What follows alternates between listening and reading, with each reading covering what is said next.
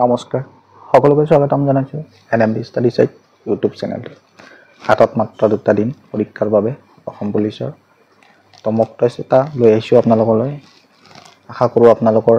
Preparation ভালদৰে চলি আছে গতিকে মক টেষ্টটো কৰি চাওক কিমানখিনি আপোনালোকে শুদ্ধ কৰিব পাৰিছে এবাৰ চাই লওক যদি প্ৰথমবাৰৰ বাবে কোনোবাই এই চেনেলটো চাই আছে তো চেনেলটো সাবস্ক্ৰাইব কৰিবলৈ একেবাৰে নাপাহৰিবা নতুন নতুন ভিডিও বিলাকৰ আপডেট পাই থাকিব তো আহা বৰ বেছি পলম নকৰাকৈ সেশনটো আৰম্ভ কৰো এখন ৰাজ্যৰ ৰাজ্যপাল কাৰ এক অবিচ্ছেদ্য অংগ ন্যায়পালিকা ৰাজ্য বিধানমণ্ডল সংসদ নে পৰ্যটন তো ইয়াৰ শুদ্ধ উত্তৰ হ'ব ৰাজ্যৰ বিধানমণ্ডল ৰাজ্যৰ বিধানমণ্ডলত ৰাজ্যখনৰ ৰাজ্যপাল অবিচ্ছেদ্য অংগ হৈ পৰে দ্বিতীয় প্ৰশ্ন ভাৰতৰ সংবিধান কোনে গ্ৰহণ কৰিছিল প্ৰথমতে গভৰ্ণৰ জেনেৰেল ব্ৰিটিছ সংসদ ভাৰতীয় সংসদ নে সংবিধান সভাৰ ভাৰত কোনে কৰিছিল সংবিধান এখন লাগে বুলি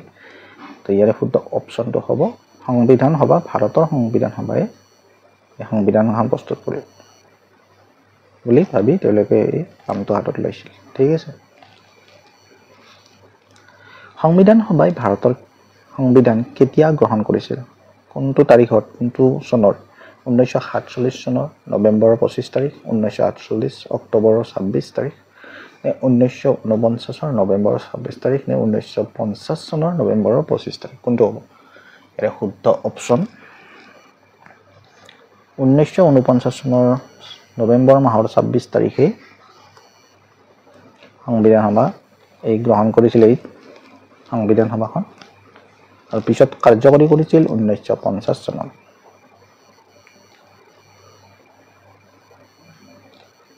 26 জানুৱাৰীত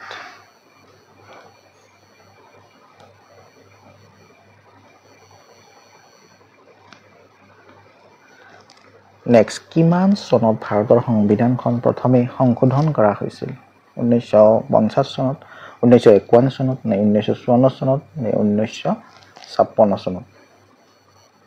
প্ৰথমে সংশোধন কৰা হৈছিল 1951 চনত ডেটটো মনত ৰাখিব ডেটটো নহয় চনটো মনত ৰাখিব সুধি দিব পাৰে নেক্সট ভাৰতৰ সংবিধানৰ প্ৰস্তাৱনা এতিয়া লৈ কেইবাৰ সংশোধন কৰা হৈছে এবাৰ দুবাৰ তিনিবাৰ নে এবাৰো কৰা হোৱা নাই প্ৰস্তাৱনাখন আমাৰ সংশোধনী কৰা হৈছে নে তো এবাৰ সংশোধন কৰিছে এটো মনত ৰাখিব দেই ইম্পৰ্টেন্ট এবাৰে সংশোধন কৰিছে এতিয়ালৈকে তাৰ পিছত আৰু সংশোধন কৰা নাই নেক্সট ভাৰতৰ সংবিধানৰ প্ৰস্তাৱনা কিমানতম সংশোধনীৰ জৰিয়তে সংশোধন কৰা হৈছিল যিটো এবাৰ সংশোধন কৰিছিল এই সংশোধন কৰা সেই কপাৰ পিছত মানে কিমানতম সংশোধনী আছিল যে যাৰ দ্বাৰা এই সংশোধনটো কৰিছিল তো ইয়াৰে উত্তৰটো হ'ব 42তম সংশোধন যিটোক আমি মিনি কনস্টিটিউশন বুলিও জানো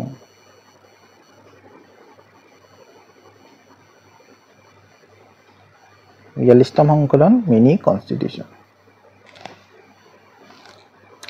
ও মোৰ আপোনাৰ দেশ জাতীয় সংগীতটো কোনে লিখিছিল আনন্দ চন্দ্ৰ আগৰৱালা জ্যোতি প্ৰসাদ আগৰৱালা লক্ষ্মীনাথ বেজবৰুৱা যতীন দুৱাৰা কোনে লিখিছিল ও মোৰ আপোনাৰ দেশ ইজি কোৱেশ্চন লক্ষ্মীনাথ বেজবৰুৱা অসমত কেইখন ৰামচাৰ ঠাই আছে অসমত কেইখন ৰামচাৰ এখন তিনিখন চাৰিখন নে পাঁচখন জানে নে এখন কোনখন হয় এখনেই আছে একমাত্ৰই আছে এখন হৈছে আমাৰ দীপৰ বিল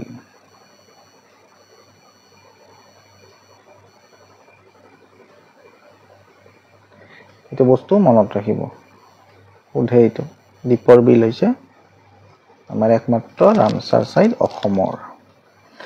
মানে কিমান চনত প্ৰথমে অসম আক্ৰমণ কৰিছিল 1810 চনত 1815 চন 1817 1820 ইয়াৰে শুদ্ধ উত্তৰ হ'ব 1817 চনত মানে প্ৰথম অসম আক্ৰমণ কৰিছিল আৰু দ্বিতীয়বাৰো আক্ৰমণ কৰিছিল 18 19 চনত এইটো সেকেন্ড টাইম থাৰ্ড টাইম কৰিছিলে 1821 চনত গতিকে চনকেইটা ভেৰি ভেৰি ইম্পৰ্টেণ্ট তিনিটা চন কৈ দিছোঁ তিনিটা কেতিয়া আহিছিল 2 বছৰৰ মূৰে মূৰে 1817 1819 আৰু 1821 তিনিবাৰ এনেকৈ অসম আক্ৰমণ হৈছিল আহিব পাৰে পৰীক্ষা অসমৰ কোন ঠাইত তাম্ৰেশ্বৰী মন্দিৰ আছে গোৱালপাৰা শদিয়া তেজপুৰ শিৱসাগৰ তাম্ৰেশ্বৰী মন্দিৰ ক'ত আছে অসমৰ শদিয়াত আছে নেক্সট আহোম বংশৰ কোনজন ৰজাক ভগনীয়া ৰজা বুলি জনা যায় ৰাজেশ্বৰ সিংহ জয়ধ্বজ সিংহ শিৱসিংহ নে চুহুংমুং ইয়াৰে শুদ্ধ উত্তৰ জয়ধ্বজ সিংহ ভগনীয়া ৰজা নামেৰে জনা যায় নেক্সট সুধিছে চিপাহী বিদ্ৰোহ কিমান চনত সংঘটিত হৈছিল 1857 চনত 1850 চনত 1846 চন নে 1842 চনত একেবাৰে সহজ কুৱেশ্যন এইটো উত্তৰ হ'ব 1857 চনত চিপাহী বিদ্ৰোহ সংঘটিত হৈছিল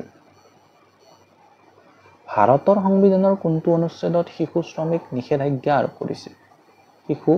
মানে শ্ৰমিক হিচাপে ব্যৱহাৰ কৰিব নোৱাৰে এইটো কোনটো অনুচ্ছেদৰ জৰিয়তে কৈছে 14 নং অনুচ্ছেদ 24 নম্বৰ অনুচ্ছেদ 23 নং নে 12 নং ইয়াৰ শুদ্ধ উত্তৰ 24 নম্বৰ অনুচ্ছেদ মনত ৰাখিব ৰৌফ নৃত্য ভাৰতৰ কোন ৰাজ্যৰ ইম্পৰ্টেণ্ট কুৱেশ্যন জম্মু কাশ্মীৰ মহাৰাষ্ট্ৰ উত্তৰ প্ৰদেশ নে তামিলনাডু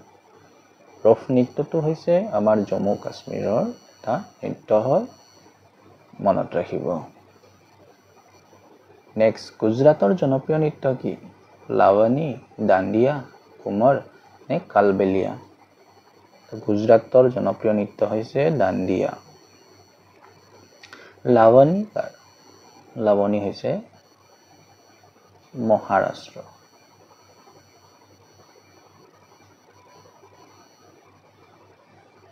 ঘুমৰ হৈছে ৰাজস্থান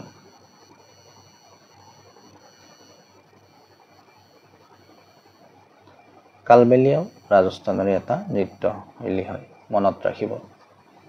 এডিশনেলি কৈ দিছোঁ বস্তুখিনি কথাকলি ভাৰতৰ কোন ৰাজ্যৰ ধ্ৰুপদী ক্লাছিকেল নৃত্য তামিলনাডু কেৰেলা অন্ধ্ৰপ্ৰদেশ নে উৰিষ্যা তো ইয়াৰে শুদ্ধ উত্তৰ কথাকলি হৈছে কেৰেলাৰ এটা ক্লাছিকেল ডেন্স আৰু এটা ক্লাছিকেল ডেন্স আছে কেৰেলাৰ কি মোহিনীঅট্টম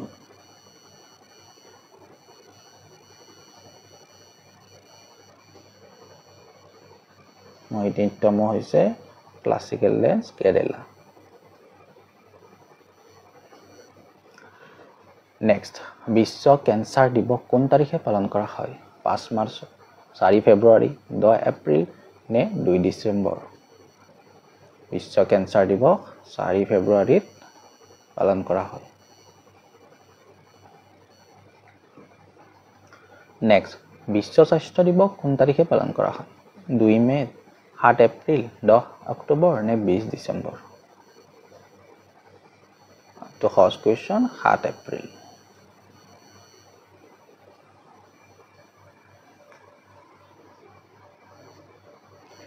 নেক্সট কুৱেশ্যন বিশ্ব এইডছ দিৱস কোন তাৰিখে পালন কৰা হয় 1 ডিচেম্বৰ 5 মে 3 ছেপ্টেম্বৰ নে 11 ডিচেম্বৰ ইয়াৰে শুদ্ধ উত্তৰ হ'ব 1 ডিচেম্বৰ 11 নহয় 1 ডিচেম্বৰত বিশ্ব এইডছ দিৱস পালন কৰা হয় লাভলীনা বৰগোহাঁই কি খেলৰ লগত জড়িত সহজ কুৱেশ্যন বক্সিং নে হকি নে লন বল নে টেবুল টেনিছ আমি সকলোৱে জানো তেওঁ এজন বক্সাৰ খেলুৱৈ হয়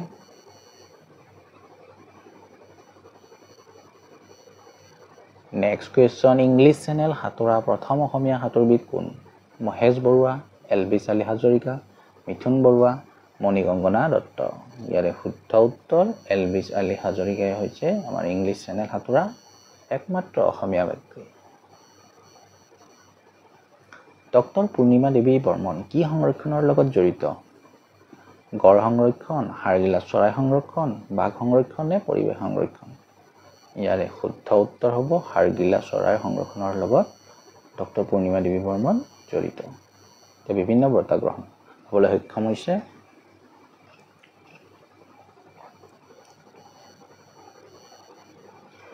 তো এইখিনি আছিল আজিৰ ভিডিঅ'টো। যদি ভিডিঅ'টো ভাল পালে তো ভিডিঅ'টো লাইক কৰিবলৈ আৰু ছাবস্ক্ৰাইব কৰিবলৈ নাপাহৰিব। যদি ভাল লাগিছে আগন্তুক নতুন নতুন ভিডিঅ' পাই থাকিব আৰু লগৰ বন্ধু বান্ধৱীসকলৰ সৈতেও ভিডিঅ'বিলাক শ্বেয়াৰ কৰক। এই এক্সাম শেষ হৈ যোৱাৰ পিছত আমি ADAR 3.0 যিটো কথা কৈছিল তাৰ কাৰণে যদি কোনোবাই প্ৰিপাৰেশ্যন কৰি থাকিম বুলি ভাবিছে এতিয়াও চেনেলটো ছাবস্ক্ৰাইব কৰি এতিয়াৰ পৰা ৰাখিব ভিডিঅ'বিলাক পাই থাকিবলৈ। তো আজিলৈ এৰিছোঁ, ইমানখিনি আছিল। ধন্যবাদ। জয় আই অসম।